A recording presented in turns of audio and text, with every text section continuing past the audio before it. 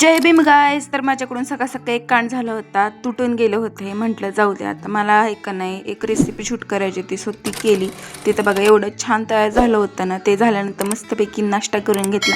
नाश्ता केला तर बघते ते काय मम्मीने हे काहीतरी घेत होती. तर दारावरती ते कोणतरी आलं होतं, त्यांच्याकडून मी चाप वगैरे बघितले. मला आवडले होते पण मी काही घेतले नाही चाप वगैरे, म्हणजे एवढं काही भारी असं नव्हते क्वालिटी वगैरे, म्हणून मी घेतली नाही.